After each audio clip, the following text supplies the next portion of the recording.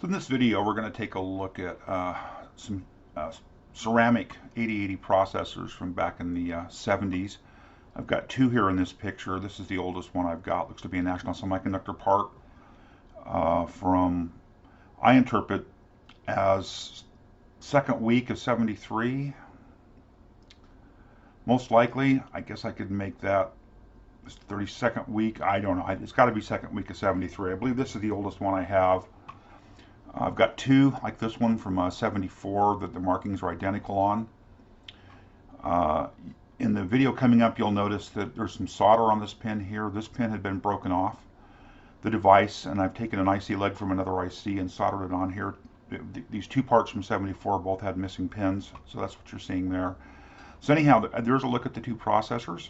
So let's go ahead and jump into the video and get the processor swapped and get them tested. So on the bench, I've got the WAMCO or WMC 8080 CPU board I've been running in the Altair 8800. This was assembled by a friend of mine who has since passed. Came to me in an S100 system he gave me. It's been a really workhorse board for me. It's the one I plan to use in the system going forward.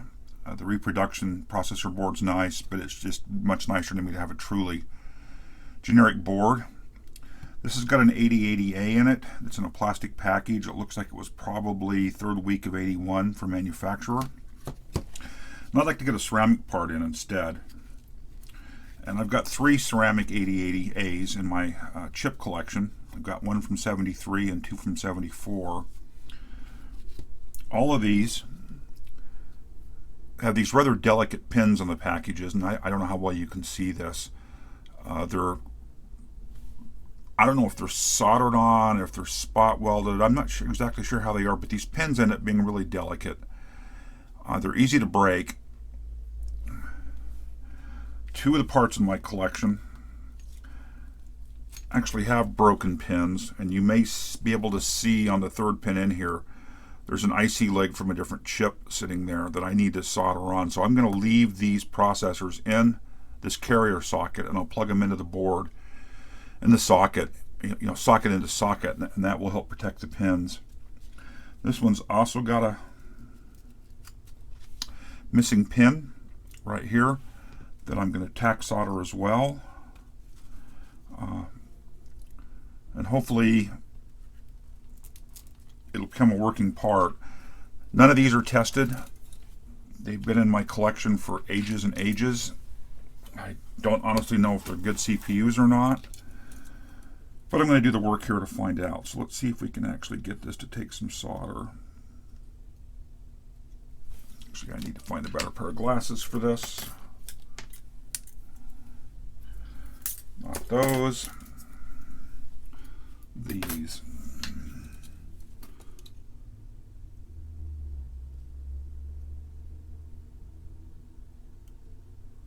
I want that solder to flow up under the pin.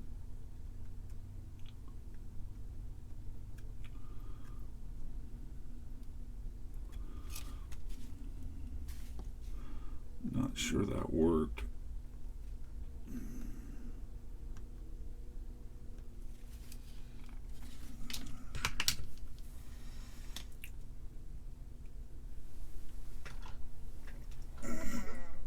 Let's see if the pin is okay. Yeah, the pin is solid, so that one took solder. I will do the same thing with this one.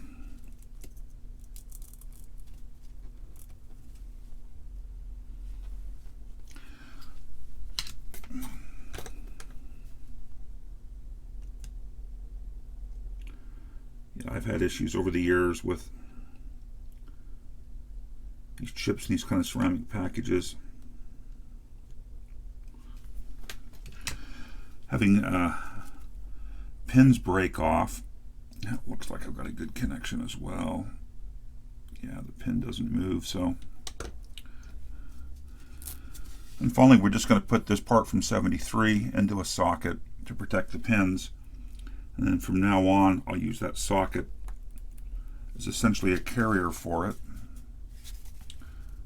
Be happy if it was centered.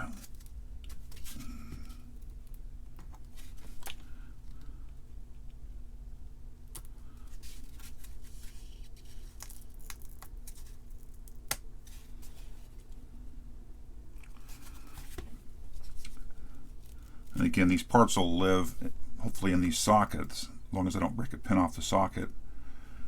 And I'll use those to swap them out into the board here.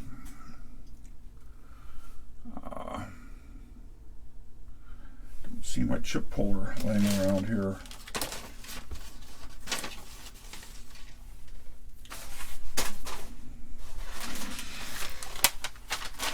Guess I should have looked forward in advance, but I didn't.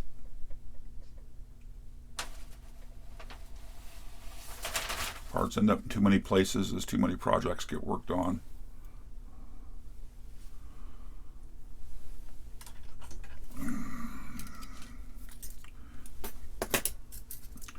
So this is the original 8080 that came to me in this board. Oh, it's not very tight in the socket at all.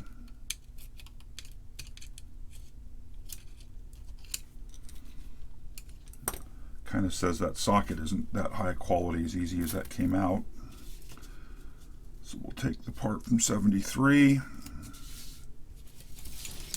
and hopefully I can get a socket to plug into another socket.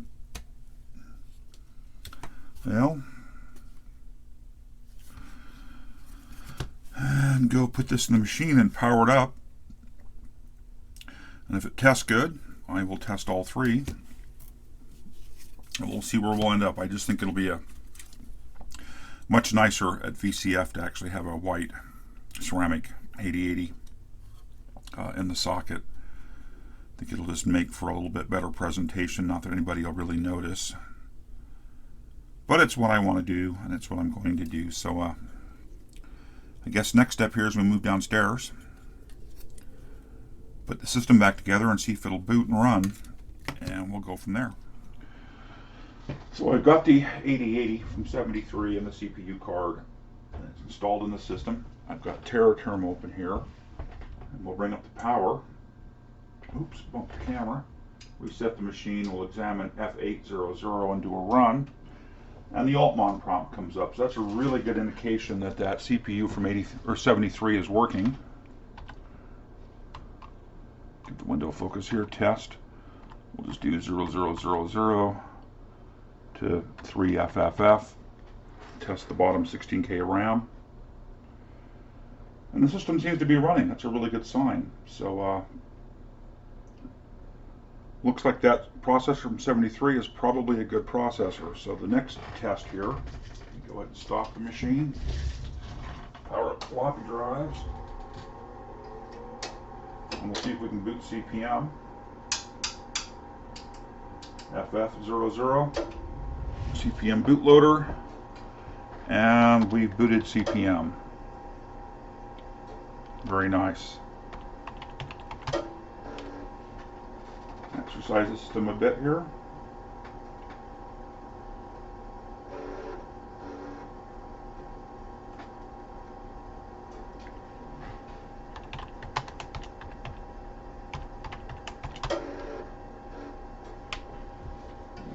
Mount the other floppy disk.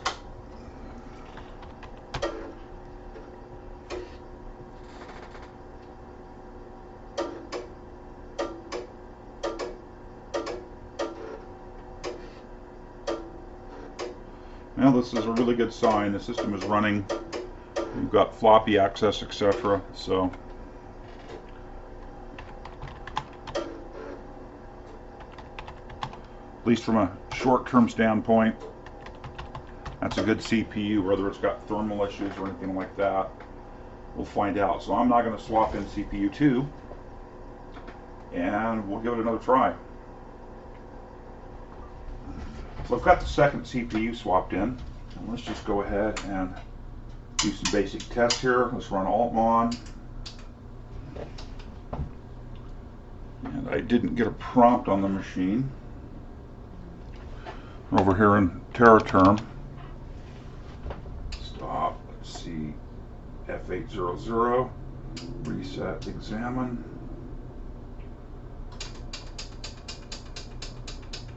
No, that's not right.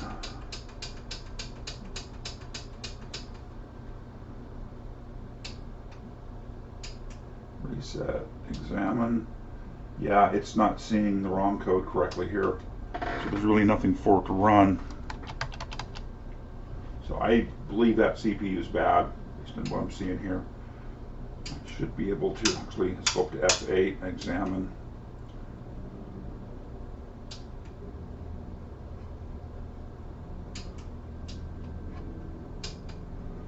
Oh, you can see what's happening here is examine isn't jumping to the address to be examined. Reset. Examine should run the address up to FF00 and examine the byte there, and it's not. So if I put something together wrong here, take a peek at the cabling. Nope, everything is on correctly, so I would say that second CPU was a bust at this point. So we've got the third CPU in. Let's give it a try again. Let's do an examine. Ah, much better. So it did actually come up to examine the address I wanted. So if we go back to F800 and do an examine run, we get the Altmon prompt. And if we do get focus in the window, test, and that lower 16K of RAM, just to give it something to do. The machine is running, so it looks like 2 of the 3 are operational processors, which is really nice. Not sure why the bad one is bad, but it is, you know, from 1974. So we've got a CPU in there from 1974.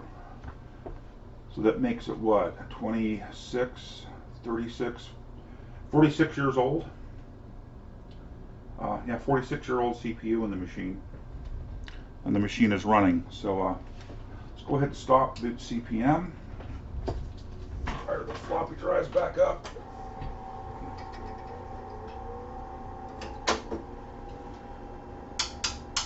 Combined disk bootloader is at FF00. Machine is booting CPM.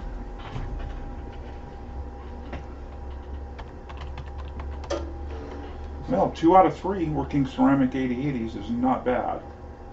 I'm very happy with that.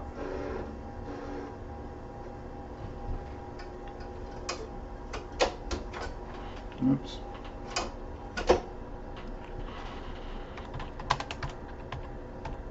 Do a little bit more exhaustive testing.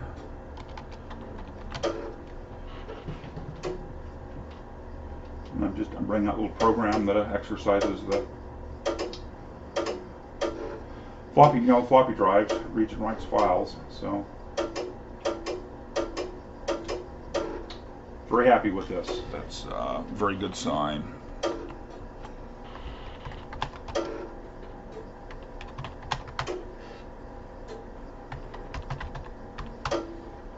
So, pretty short video. 2 or 3 processors are working. Very satisfied with that. 46-year-old 8080 running in a Altair 8800. I've been calling it a semi-replica. It's not a true clone. It's not 100% exact. Not sure what to call the machine, but there it is. Very nice. Guess we'll talk soon.